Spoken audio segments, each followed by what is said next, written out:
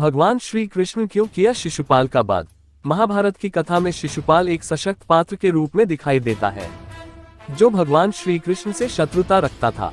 एक बार श्री कृष्ण के सम्मान से वह इतना नाराज हुआ कि भारी सभा में ही उन्हें अपशब्द कहने लगा। तब भगवान ने ये कदम उठाया। महाभारत की कथा भगवान श्री कृष्ण के बिना अधूरी है। इसमें कई प्रसंग है। ऐसा ही एक प्रसंग है भगवान श्री कृष्ण और शिशुपाल का। शिशुपाल रिश्ते में कौरवों और पांडवों का भाई था और भगवान श्री कृष्ण की बुआ का पुत्र था।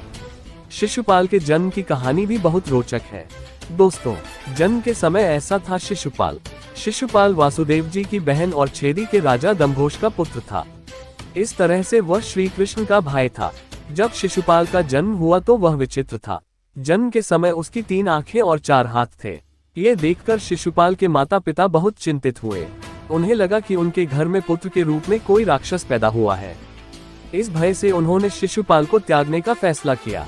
लेकिन तभी आकाशवाणी हुई कि बच्चे का त्याग न करें। जब सही समय आएगा तो इस बच्चे की अतिरिक्त आंख और हाथ गायब हो जाएंगे। लेकिन इसके साथ ही यह भी आकाशवाणी हुई कि जिस व्यक्ति की गोद में बैठने के बाद इस बच्चे की आंख और हाथ गायब होंगे, वही व्यक्ति इसका वध करेगा। आकाशवाणी से शिशुपाल के माता पिता की चिंता तो चली गई, लेकिन उन्हें उसके वध की चिंता सताने लगी। भगवान श्री कृष्ण ने जब शिशुपाल को गोद में उठाया, समय तेजी से बीतने लगा। एक दिन कृष्ण अपने पिता वासुदेव की बहन यानी अपनी बुआ के घर आए। वहां शिशुपाल को देखकर उनके मन में स्नेह जागा और उसे अपनी गोद में बैठा लिया। गोद में बैठाते ही शिशुपाल की अतिरिक्त आंख और हाथ अदृश्य हो गए।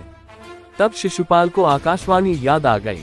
इस घटना के बाद शिशुपाल की माता परेशान हो गई और उन्होंने भगवान श्री कृष्ण से शिशुपाल का वध न करने का वचन लिया। भगवान अपनी बुआ को दुख नहीं देना चाहते थे, लेकिन विधि के विधान को वे टाल भी नहीं सकते थे। इसलिए उन्होंने अपनी बुआ से कहा कि वे शिशुपाल की 100 गलतियों को माफ कर देंगे, लेकिन 101वीं गलती पर उसे दंड देना ही पड़ेगा। लेकिन इसके साथ ही उन्होंने बुआ को ये भी वचन दिया कि यदि शिशुपाल का वध करना भी पड़ा तो वध के बाद शिशुपाल को इस जीवन मरण के चक्र से मुक्ति मिल जाएगी। इसके बाद भगवान श्री कृष्ण वहां से चले आए। दोस्तों, शिशुपाल श्री कृष्ण से इसलिए मानता था शत्रुता।